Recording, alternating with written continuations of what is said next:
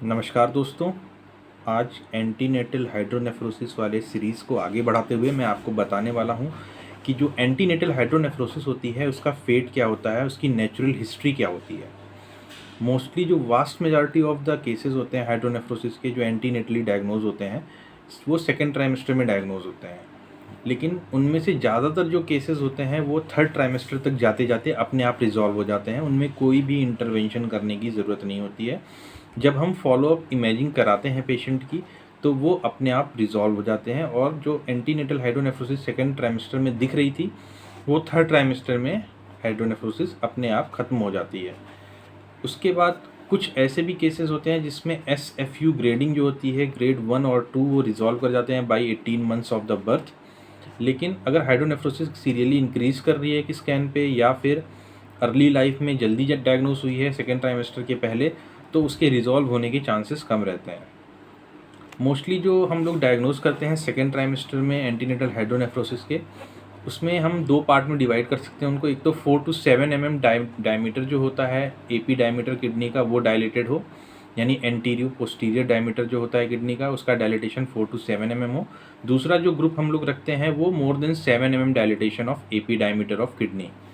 जो 2 to 7 mm 4 to 7 mm वाला diameter होता है डायलेटेड, वो 80% केसेस में एंटीनेटली ही रिजॉल्व हो जाता है। उसमें बर्थ तक बात पहुंचने की कोई दिक्कत ही नहीं होती है। लेकिन 20% केसेस ऐसे भी होते हैं जिसमें कि बर्थ तक ये जो डायलिटेशन है किडनी का वो परसिस्ट करता है, और बर्थ के बाद भी बच्चे का फॉलोअप अल्ट्रासाउंड हमको कराना पड़ता है।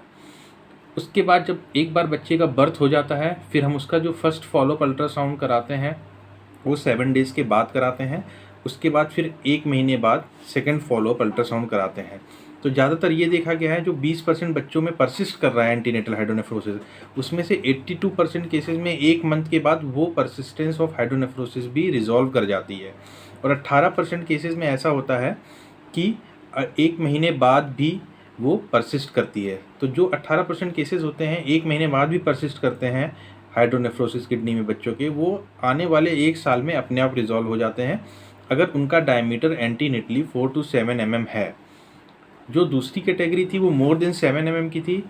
तो जब मोर देन 7 mm डायमीटर होता है एंटीनेटल हाइड्रोनेफ्रोसिस का AP डायमीटर किडनी जो होती है, तो उसमें 0% रिजोल्यूशन होता है, यानी कि बर्थ तक तो वो प्रेजेंट रहेगी ही रहेगी हाइड्रोनेफ्रोसिस, और बर्थ के बाद हमें फॉलोअप स्कैन कराने पड़ते हैं जिसमें से कि 44% जो होती है हाइड्रोनेफ्रोसिस वो 1 महीने तक रिजॉल्व कर जाती है। लेकिन 31% केसेस ऐसे भी होते हैं जिनमें कि सर्जरी की ज़रूरत पड़ती है, बच्चों में सर्जरी करानी पड़ती है। जो भी कॉज होता है एंटीनेटल हाइड्रोनेफ्रोसिस का, जो कि मैंने पिछले वीडियो में बताया, उस कॉज को रूल आउट करना होता है और उस कॉज के हिसाब से हमको सर्जरी करनी होती है। लगभग 14% बच्चे ऐसे होते हैं जिनका जो डायमीटर होता है AP डायमीटर एंटीनेटल हाइड्रोनेफ्रोसिस का मोर देन 7 mm होता है, वो अबॉर्ट कर जाते हैं अपने आप। और लगभग 11% डेथ रेट भी है जो AP डायमीटर 7 mm से ज़्यादा होता है। जिन बच्चों की बर्थ होती है उनमें से 11% बच्चे ऐसे भी होते हैं जिनमें मॉर्टेलिटी देखी गई है एंटीनेटल हाइड्रोनेफ्रोसिस के बाद। इसलिए सीरियल स्कैनिंग एंटीनेटल हाइड्रोनेफ्रोसिस की बहुत ही ज़रूरी है।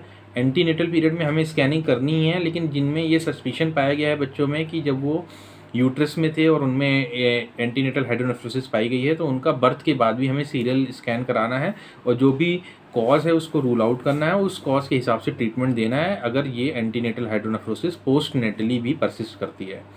Thank you. अगर आपको मेरा वीडियो अच्छा लगा तो प्लीज़ मेरे चैनल को सब्सक्राइब कीजिए, लाइक कीजिए और बेल आइकन को प्रेस कीजिए। बाय।